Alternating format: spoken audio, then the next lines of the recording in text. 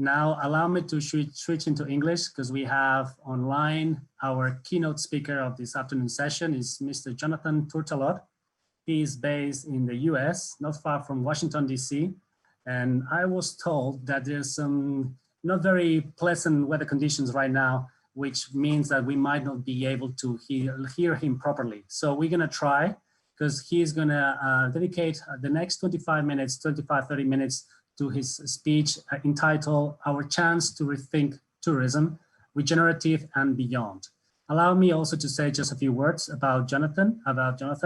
So Jonathan is a journalist, editor, speaker, and consultant, and he runs the nonprofit Destination Stewardship Center, successor to a program he founded and directed at National Geographic.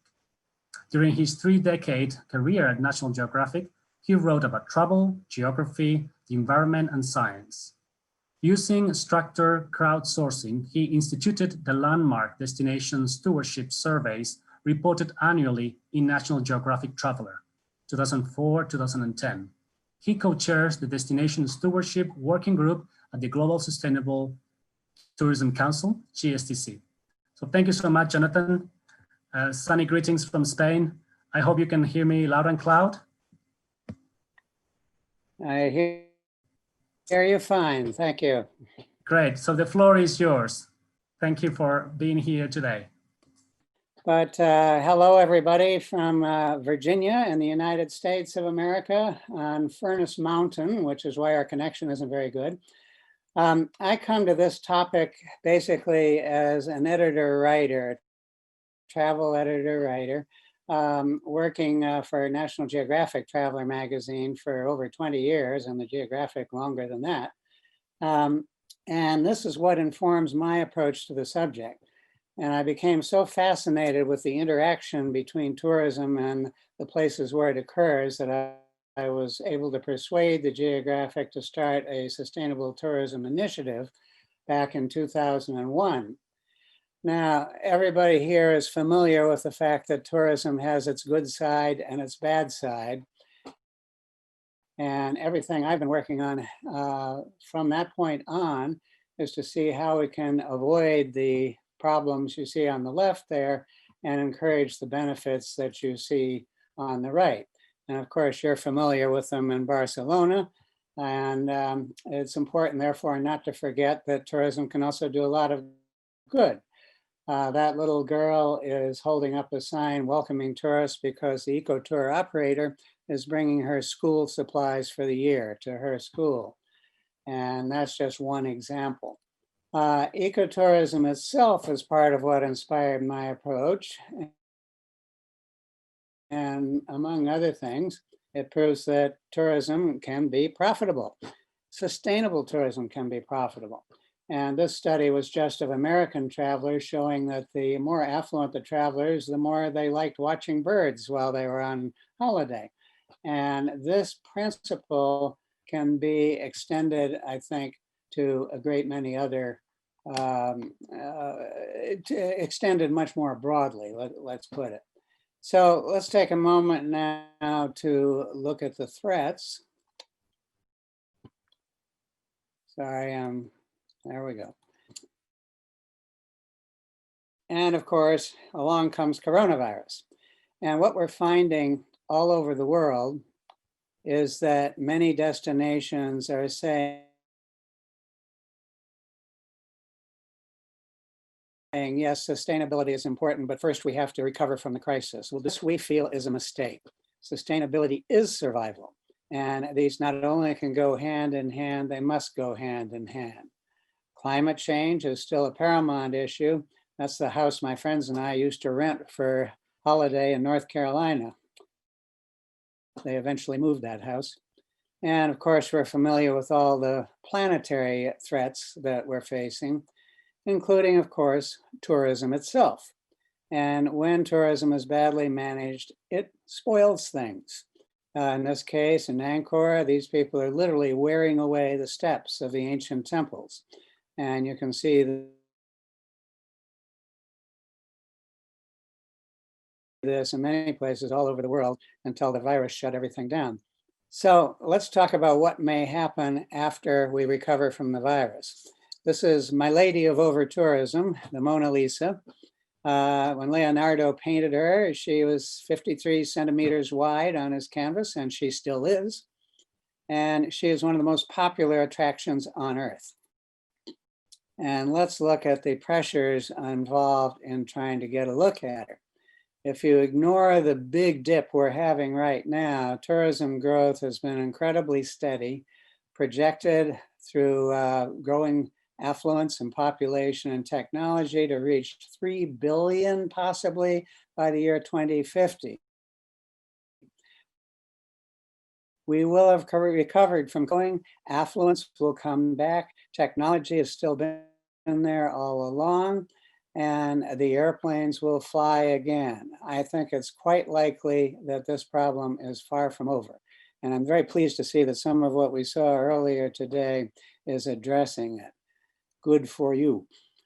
We couldn't believe some of the numbers when we were writing about it in Traveler,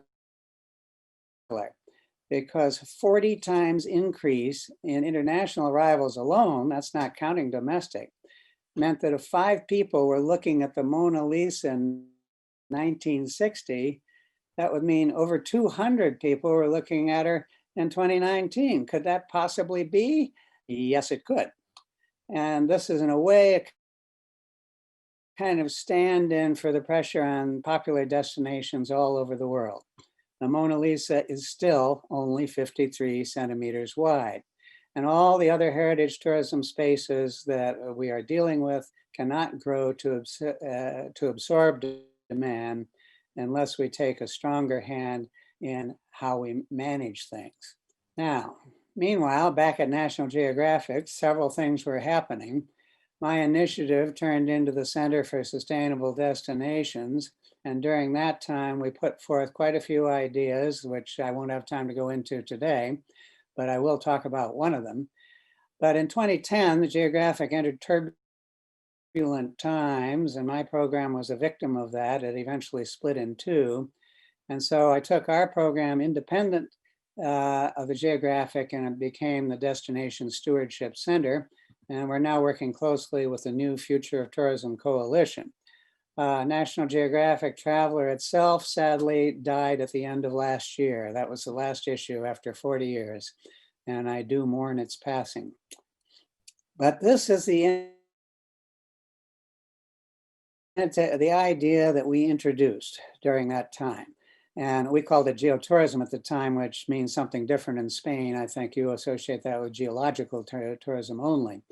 But what's important is not the term, but this definition. The embracing the geographical character of a place, everything that's specific and unique to one particular place or another. So what is geographical character? Just look at these different pictures, flora and fauna, the origin of ecotourism, but also history. Scenery is important, archaeology, geology as well. Traditional architecture, very important. Spiritual places are gaining importance. Distinctive cuisine, also important. The slow food movement is very interesting to me for that reason. Local music, dances, arts and crafts, and painting, and all the many small medium-sized businesses. And many of these are dying now because of the pandemic. And I think this is a great tragedy and should be a priority in helping these places come back to life when we come out of the pandemic. So destinations, my conclusion was, are a holistic project. And excuse me a moment. And that means as a holistic product, they require holistic management. And this has been informing what I've been doing ever since. And some of that has been through the Global Sustainable Tourism Council. If you're not familiar with it, please look it up. It's the closest thing we've got to an international agreement on what sustainable tourism really is, the Global Sustainable Tourism Council. And its prime destination criterion, A1, calls for a coordinated response. Very few destinations have that.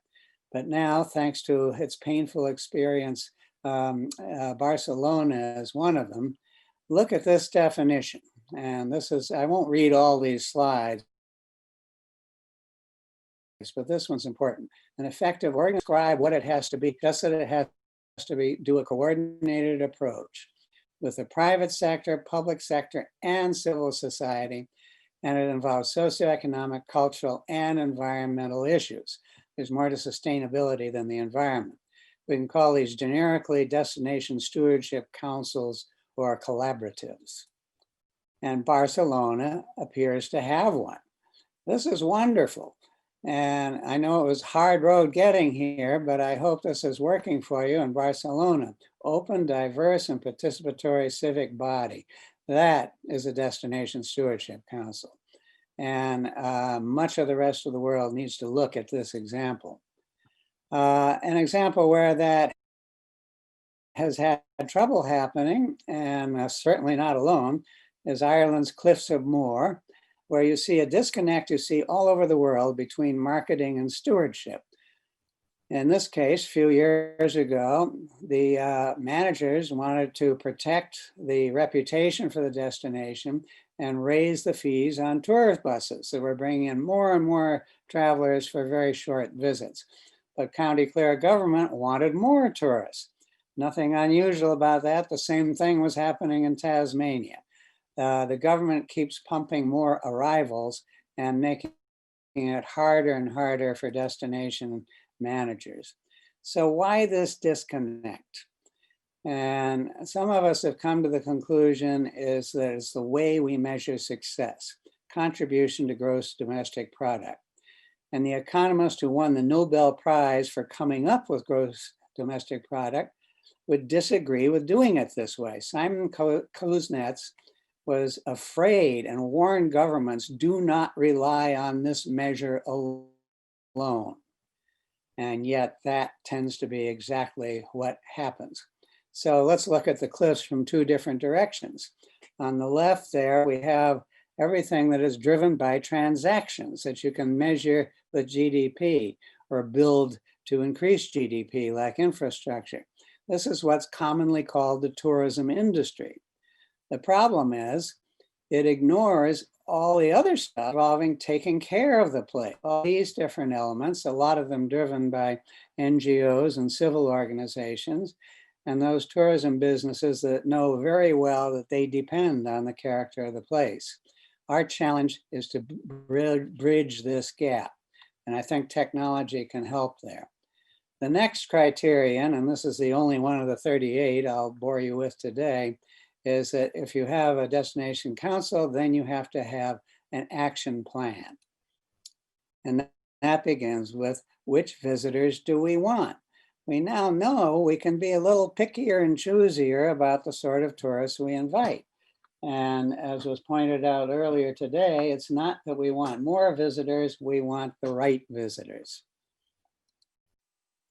These are probably the wrong visitors, the selfie stick wielders, the sex tourism people. The right visitors, probably the sort of people who read magazines about places like National Geographic Traveler. Note that some of these comments, these are from the potential tourists. They want their money to go to support the community they're visiting. They want to see more advertising about the culture of the places being traveled to. I advise destinations, if you advertise nothing but your golf courses, who are you going to get? They're not there for your place, they're there to play golf, which is fine to an extent. And then we have the economics of quality versus quantity. And obviously you can get $100,000 of revenue each day in two dramatically different fashions. Who spends only $10 a day? Often it's the people getting off of cruise ships. They buy an ice cream cone or a souvenir and get right back on the cruise ship.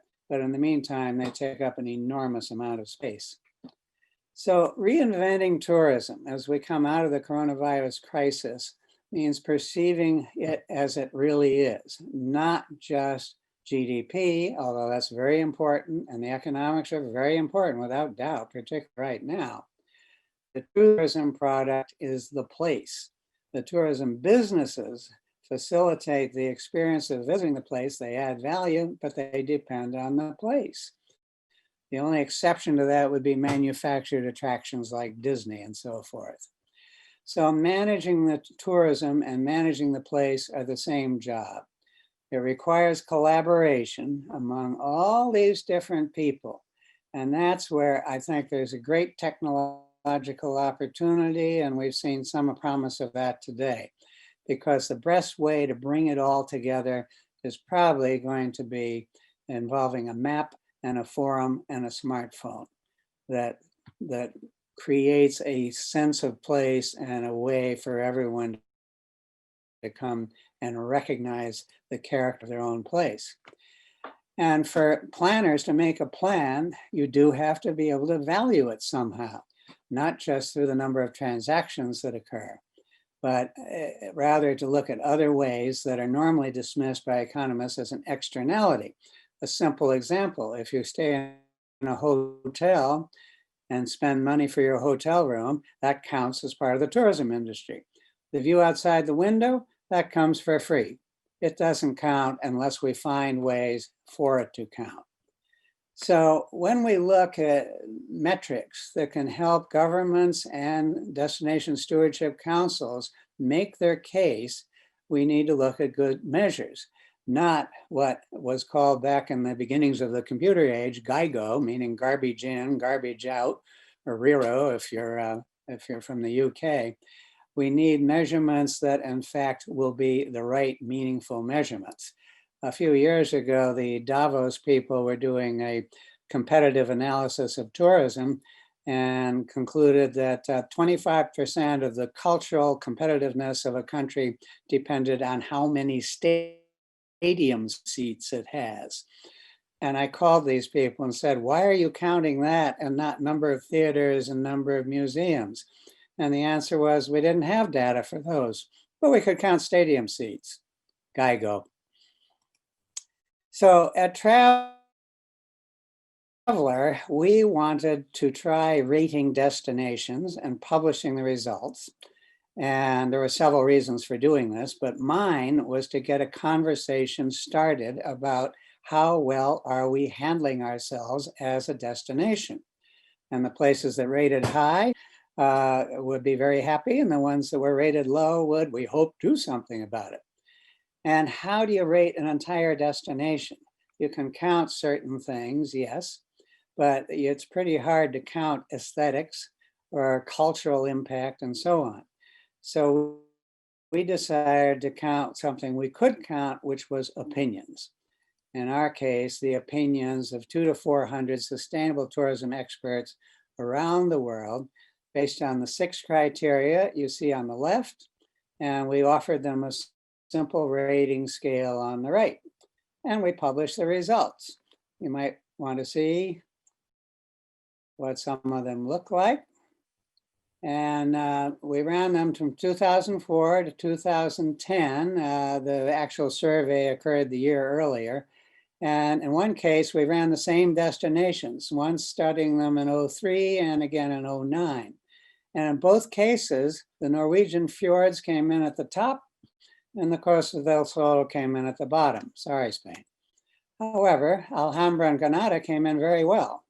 In fact, over the years, we found that Spain's cultural destinations normally scored quite well and the coastal destinations not so well, at least in the opinion of our panelists. Something to think about. Those surveys ended in 2010. I think it would be good to start them again, and there are now tools available we didn't have then. And in addition to asking the experts, we can ask the travelers, we can ask the residents, and we can do it by asking them the right questions through social media and through that I think technology can facilitate very easily. Here are some of those questions. Some of them have already been brought up today, so I won't spend a lot of time on them. I will mention what we think a good destination stewardship council should look like. It should be 1/3 public, 1/3 private, and 1/3 civil society, including NGOs, community organizations, and universities, and be supported by experts and project leaders, and residents and project participants. Why this model? If it relies solely on government and the government changes, everything gets thrown out. This way, there's continuity. Even if the government changes, the other 2/3 will keep it going. And there's other reasons for this balance as well. And sitting around that table should be people that represent all these different aspects of what a place is about. And you'll notice that they look quite similar to those photographs I showed earlier. Everything special to a destination belongs at the table, one way or another. I won't read all of this other than to point out the last one not only involves a plan per criterion A2, but you need a self-sustaining plan for the council itself. And one good way to do that is through certification associations managed by the council and paid for by the businesses and destinations that join that program. One of many ideas, and I bet you have some others.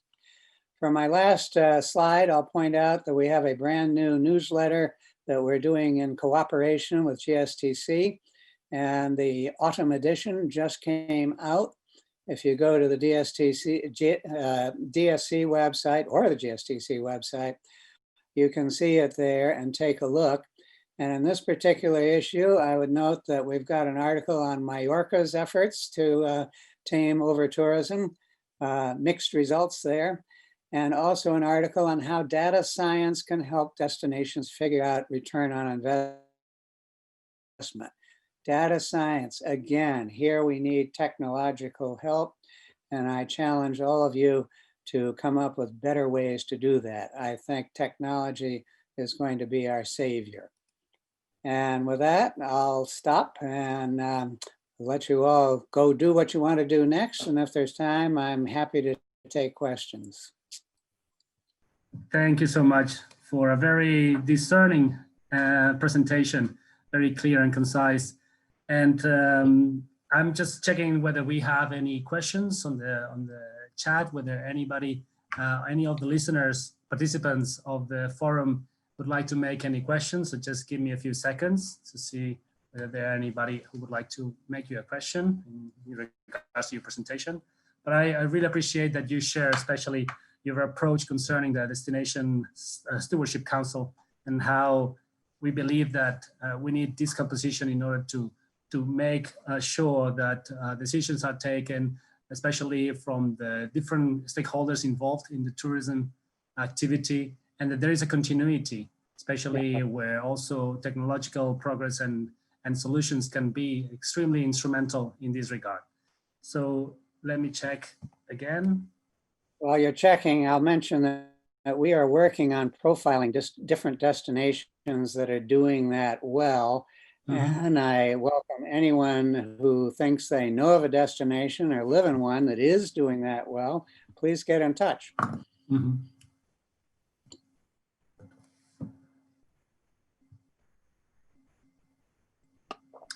All right. I was also very interested because I'm also a certified trainer by GSTC, and I'm very devoted to the work done by Randy and all the team working on GSTC in the last years. Let me just maybe would like to ask you just one minor question so that you could maybe provide some insights on what are maybe models or maybe destinations, especially that have managed to make an important shift in the way, especially talking about rural destinations, preferably in the European context, where they have managed to change into their favor and for the benefit all the resources that they have so that they can really attract the tourists that they want, so that they have a good margin for the residents, and also where the impacts have been monitored and have been carefully looked at. What are you, maybe you could share with us any of these examples that you have from the top of your head? Well, I'm very interested in I'm very interested in the CHARM program for just that reason. We are looking at, we haven't published profiles yet on any of them, but we are looking at several destinations in Europe that seem to be doing a fairly good job. One would be the Cotswolds in England. I think there are several in the Netherlands and Germany. And in Iceland, the Snæfellsnes area is certified by GSTC. We want to take a look and see if that certification is deserved.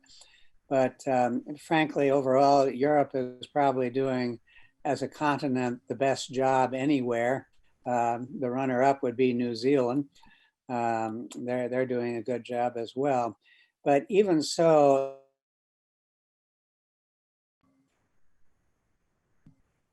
there are very few true destination inspirers recognizing the holistic nature of managing a destination.